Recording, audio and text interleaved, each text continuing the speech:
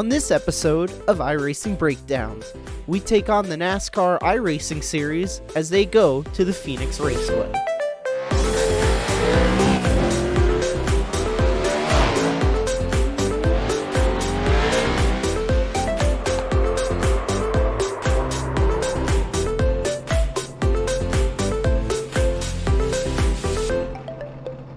The 1 mile Phoenix Raceway has seen these NASCAR Cup cars not too long ago. With only 3 months passing since the last time these cars were here, you may not think a lot has changed, but you would be very wrong. With the update that happened on Tuesday, these Cup cars are now back to a low downforce package at short tracks, and unless you ran A-Fixed a few weeks ago, these cars are also on a different tire model since the last time NIS was here. With the combination of the low downforce and the new tire model, tire saving and throttle control are going to be extremely important. With the bottom groove being the preferred line, it is very easy to overdrive at this track. You will also see a lot of passing opportunities cutting the dogleg on the backstretch. With all that said, let's break it down. So here we come to our first of 2 qualifying laps. You could run solid laps on lap 1 and lap 2. However, lap 2 can almost be half a tenth quicker if you get some heat into the rear tires. Just know this car is going to be very loose, so in order to run a fast lap, it is going to take a lot of car control, and that can only be achieved through practice. So here we come to our qualifying laps. Something you're going to notice right off the bat is just how loose this car is. I'm full throttle here, I really shouldn't be, and you're going to just see how much it's going to step out. Now, this isn't the end of the world. It is going to sacrifice lap 1, as you're probably going to lose 1 to 2 hundredths just doing that little bobble, but it's going to get some heat in the tires for your money lap on lap 2. So here we come into turn 1. Again, this is our first lap. You're going to notice I lift about 2 car lengths before this 2 cone, and I start braking at the 2 cone. Notice how heavy the braking is. I run my brake bias at 62. What that does is it helps the car turn into the corner. So you're going to see I'm heavy on the brake, and then right after that, I'm going to trail brake. Almost halfway through the corner here, I'm still trail braking. And then I'm going to let it roll for a brief second. We're going to start to get back in the gas. Some common mistakes I see from people is trying to keep it too low on exit here. We do want to let it drift up. As we get back on the gas here, you're going to notice there's a black sign right here. That's where I'm aiming. I don't want to keep it too low as it's going to spin out down here. You want to let it drift up. One thing I will say on your first lap, you're not going to want to be full gas like I am. You're going to see how that costs me here. The car is going to step out quite a bit. Again, not the end of the world. It's going to get some heat in your tires for lap 2. So we're going to cut the dog leg here as we head into 3 and 4. And I'm going to slow it down here. We're going to lift right about at the 2 cone. You're going to notice it's going to right about rev out. That's where we're off. And this corner is just a whole lot of trail braking. You're going to see as we go into the corner the trail braking that we're doing there. And we're going to trail brake all the way almost to center. And the big thing on lap 1, you're going to want to hook this yellow line. Keep as much speed as you can coming to the green here. Just remember it is loose, so don't try to overdo it. We go to far chase here. Notice how I am right on the yellow line on exit here. We go back to cockpit. When we're coming off the corner here, it does like to get loose. You're going to see a little bobble there. I'm aiming for this red sign. The little red dot right there is where I want to come out on exit. You're going to see it's loose. We're getting back full on the gas. We're coming out right at the red mark right here. We're full gas, and here we come to our quick lap.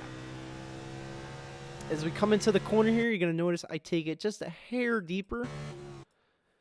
And again, we're heavy on the brake. So we're going to lift right there, and we're going to get on the brake right there. So I'd say a car length deeper than last lap. Again, heavy on the brake, which is going to send the car into the corner nice. We're trail braking. We're going to get off right there, off the brake, and then get right back on the gas. Notice, do not go full gas. It's going to kill you if you do that. The car's just going to get loose and spin out. We're aiming for the black here. Now, we do have a little more heat, so I can go full gas coming off the corner. The tires do have a little more heat, and we're going to cut the dog leg. So right now we have a decent lap going. We're coming into 3 and 4 here. You're going to want to bring it up right about the 2 cones here. You're going to want to have this car flush with the wall. Again, we're going to lift right when it gets to the red and at the 2 cone. And you're going to notice we're going to trail brake here, but we're going to bring it to the line and then cut up a little bit. You want to bring it about, I would say, a car length off of this yellow line. We're going to start to get back in right at the Farmer's Insurance sign there. So as we go to the far chase here, you're going to notice we're drifting up here, drifting up, and that's almost a car length. Right here, we're going to start to turn it back down to the bottom. We ease back in the throttle. Now, this car is going to be extremely loose. This is where your skill comes in. You're going to want to hook this line until you see the red line right there. That's where we're aiming coming off the corner. We're full gas. Now, this car is going to be a handful, but you just got to steer through it here. Notice I got to lift a little bit. We're coming out to the line, and that's going to be a Q lap around Phoenix. As far as lap time goes for qualifying, I was only able to get a 26.977. I would say a good lap would be a high 26.9, a great lap probably a low 26.9, and I could see some of the pros getting into the high 26.8s. With all that covered, let's get into the race run. So we're going to skip ahead to the start of the race. A little side note here, the tires are going to be extremely important, so the easier you drive this car, the better. So here we are at the start of the race. You're going to launch in second gear. There isn't really any wheel spin, so you can pretty much floor it straight off the start here. Notice as we go into the corner, we're going to be able to drive it in deeper than our Q lap. You're going to see we're going to lift actually after the 2 cone. Same deal, we get on the brake, we're going to drive it to the bottom. Just be extremely careful as the tires are still not up to temperature. Again, you're going to want to let it drift off the corner. Don't keep it down here, especially in the first lap. It's going to be very loose. Notice we're not full throttle. We come out. Notice I'm not going to cut the dog leg. I really didn't find any pedally in tire wear to cutting the dog leg. I just think it's easier to keep your line not doing it. If you have to, you can. I just don't recommend it. So we're going to come here off the corner. Again, flush with the wall. Right at the 2 cone here. We're going to lift a little before the 2 cone just because it is the first lap and the car is loose. Again, trail braking. We're going to want to hug this yellow line on the first lap. We're going to ease back in it. Get ready for the car to be loose. And that's lap 1 around Phoenix. So we're going to skip to lap 5 of the run here.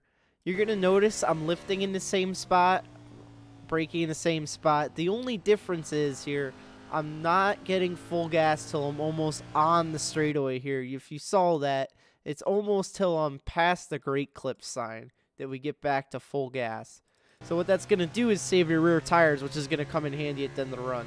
Same thing here in 3 and 4, lifting in the same spot, trail braking in the same spot. What I'm going to do is hug this yellow line a lot more, and you're going to notice I'm still easing back on the gas till we're on the straightaway. Again, that's going to save tires. That's lap 5 of the run. Skip ahead to lap 15 of the run. You're going to see as we go in the corner, still letting off 2 car lengths for the 2 cones, still braking the same spot. The one thing I want you to notice is how much we let it roll now. We're still easing back in the gas. We let it roll a lot center, and the reason we do that is it gets tight off the corner. You don't want to hit the wall. Coming into 3 and 4 here, we're going to lift the same spot, still trail brake in the same spot, but again, we're letting it roll a lot more. If we don't do that, the car's going to come off the corner, we're going to smack the wall. You're going to notice that later in the run, it's going to keep doing that, and that's lap 15 of the run. Now we're on lap 25 of the run, and it's pretty much the same deal. You're still lifting in the same spot at this point, still braking in the same spot, but again, notice how much we're letting it roll now. The more and more these tires wear, the more you have to let the car roll through the center.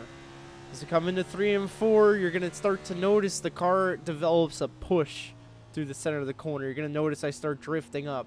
That's okay to do. Just make sure you're nice and tight on exit as we exit the corner here. Again, finding the red mark and coming out. That's lap 25 of the run. Here we are on lap 35 of the run, and the one thing you're going to notice that's different now is we're still lifting in the same spot, still braking in the same spot, but there's going to be an extreme looseness coming off the corner. You're going to see I let it roll for the same time, I'm easy on the gas, and you see that little correction, that's the car getting loose. The more and more you run, the more challenging it is to drive. You just need to be extremely easy on the gas coming off the corner. That's where your tire's saving. We're still letting it roll, a lot more in 3 and 4. But notice, again, we're barely back on the gas till we're on the straight. And that's going to be extremely important in saving tires. That's lap 35. Here we are coming to lap 50. And the first thing you're going to notice as I go into turn 1 is just how loose this car is.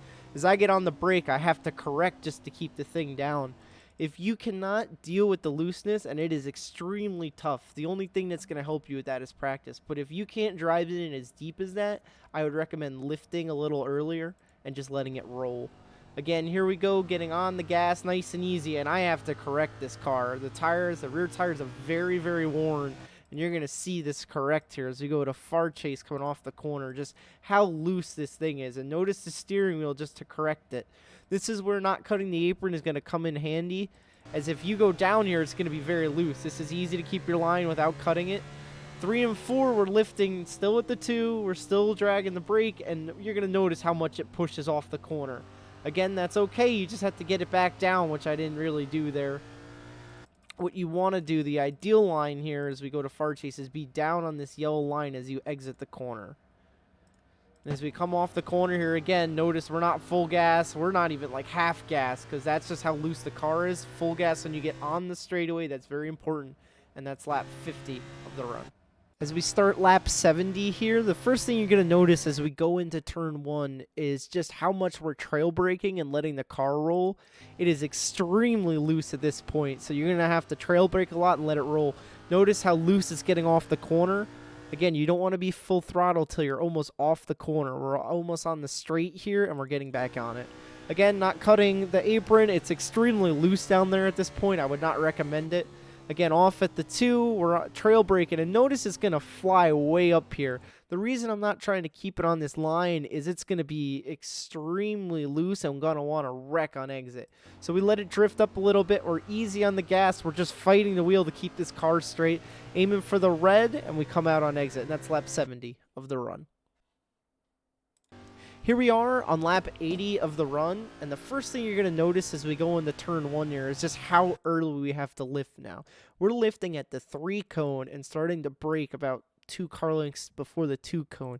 It is extremely loose, and if you overdrive these corners, it's a mistake I see a lot of people make. It's just going to wreck on you.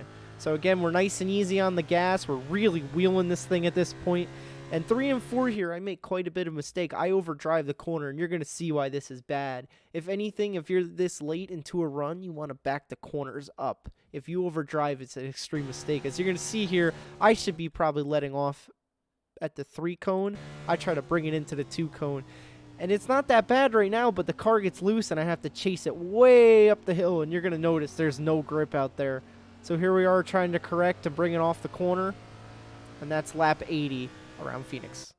Here we are on lap 87 of the run, and this is our in lap. I would not recommend going this far as the car is extremely loose. You're going to notice right here how much I have to correct it. I would say pit anywhere between 50 and 70. Here we come to the dogleg. Again, not cutting it. We're not even full gas through the dogleg. It's just how loose the car is. Still off at the 2, and as we get ready to pit, you're going to notice just on the brake easy, a little bit of gas. It's a nice and easy game. Whatever you feel comfortable, and you're going to get it down to 45. As we come into our stall here, be ready for the tires to slide really bad. The tires are worn. You notice how early I'm on the brake, and I still almost slide through it.